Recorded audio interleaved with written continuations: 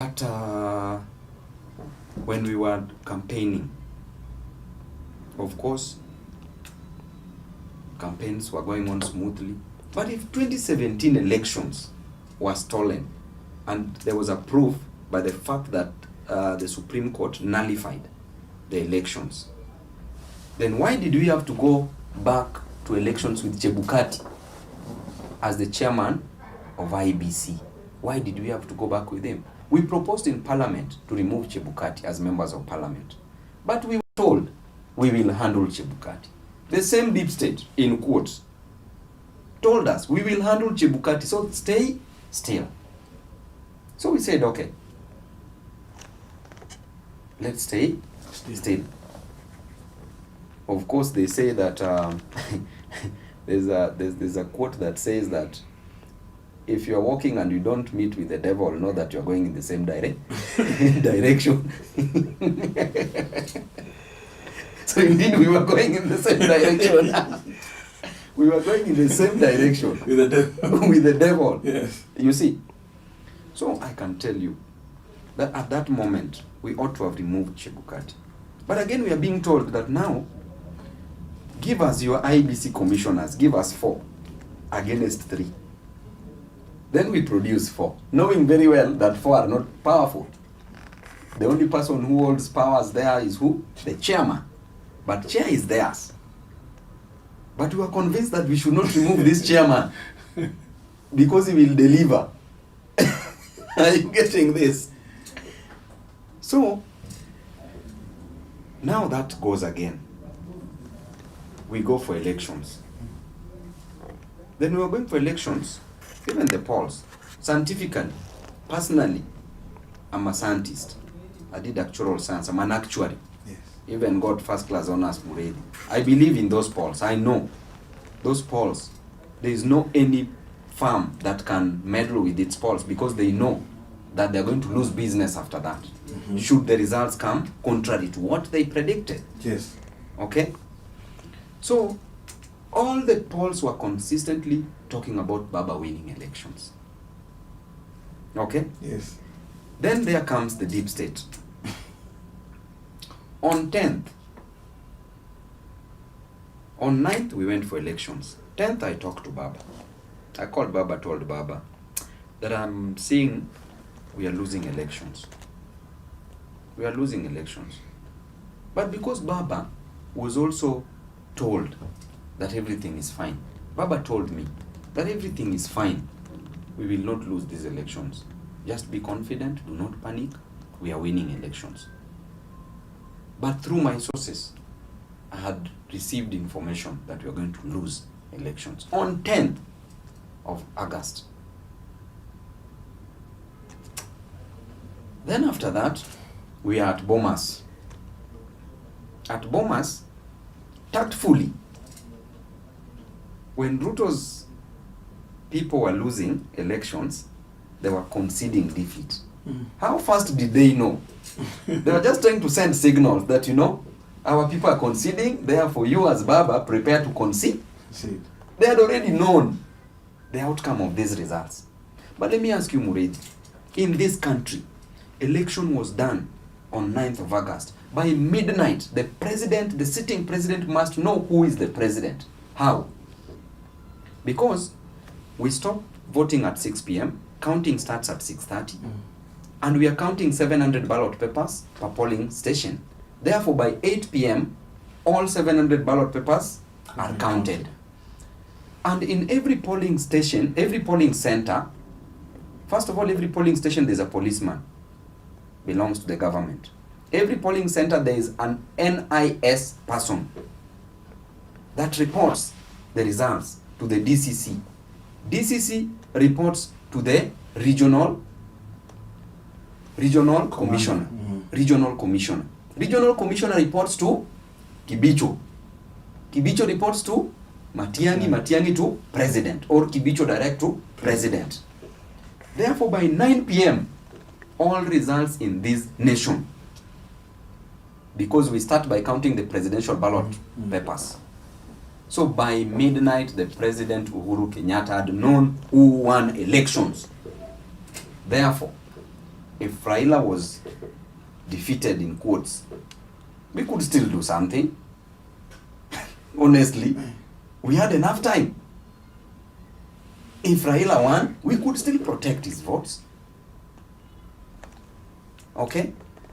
Then intentionally, Ruto is leading as per our screens in the TVs.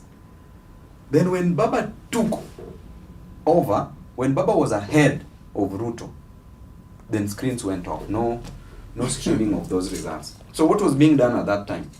Is it not engineering or doctoring those results? But you're saying that by 10th, you'd already known that Ruto would win this election. So where is the doctoring coming in? I was being told, I did not know. I was informed that elections are going to be done to be in favor of Ruto. I have my sources. So you still believe Raila won this election? I'm telling you the truth. Raila won elections. I'm telling you the truth. By how many votes? Raila won elections. The only problem is that we would not know now because of the doctoring that took place. You see, I cannot say with certainty how many votes, but Raila won elections. Because election is a process. It is a process, both the qualitative and the quantitative. Now, at the time of when we were at Bomas, you remember I used to tell people results even before they get to know of it. The question should be, how did you know this? But I have to protect my sources. But I also had my deep state somewhere that was working for me, because I had invested my time, resources, energy, and even my life in that election. So I had to add my backup plan, which was giving me proper information. Now, let me ask you, before results were announced, the United States of America, the embassy, they issued travel advisory to Kisumu. Why Kisumu? They already knew what the results were going to be. Before the results were announced, before the ruling was declared by the Supreme Court, another travel advisory to where? To Kisumu, by the United Nations. Why the hurry? So what does that tell you? If Uhuru wanted Raila to win elections, number one, would Koome be the Chief Justice? No. He would leave it to Ouko, because he would tell him, okay, me, I'm leaving. I want to leave you with the Chief Justice. Ouko was overqualified. Okay, let Ouko be the Chief Justice. But why Koome? What was being planned? Are you seeing these things? Because if I'm not interested, then why should I insist on Koome? I should just leave it to who? To Ouko. In case of anything.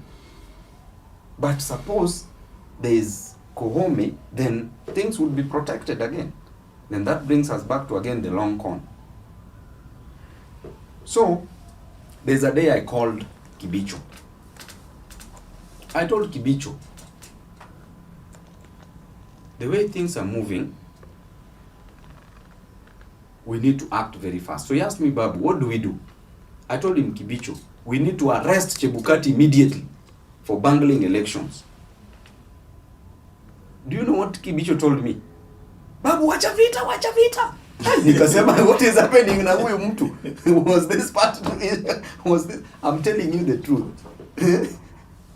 This man was supposed to be our person. Yeah. But what is happening? Wacha vita. Wacha vita. Nikamwambia, no, it is you to arrest Chebukati for bungling what? Elections. Then Cherera to announce Baba as what? As one. As the winner. You see. Or we go for a rerun. A rerun. Because the election is already being bungled. Hey, nikasema yenyewe this was a fake deep state. Aya, let me ask you, Matiang'i. Matiang'i was part of us. At what point did Matiang'i apply for the job of the United Nations, went for an interview, won and was passed, and when election results were announced, he was already called to go and work? How did he know we are going to lose elections? How did he know we were going to lose elections? You see, Muredi, all these things, these people were playing around with Babu. Me, I can tell you for sure. I tried explaining this to so many people. So many people, some of them could not believe because of probably denial. But the truth is we were played in these elections. Were you played or did you not plan well? It is not about planning. If we could plan about elections, if we could campaign successfully, that was part of planning. As I told you, election is about qualitative and quantitative. Qualitative is the campaign process. Quantitative is on the day of elections where we are receiving the results. Because if we talk about agents, do you want to tell me Ruto had agents in all the Nyanza polling stations? Let's be honest. But even if we didn't have agents in Central Province, Central Region,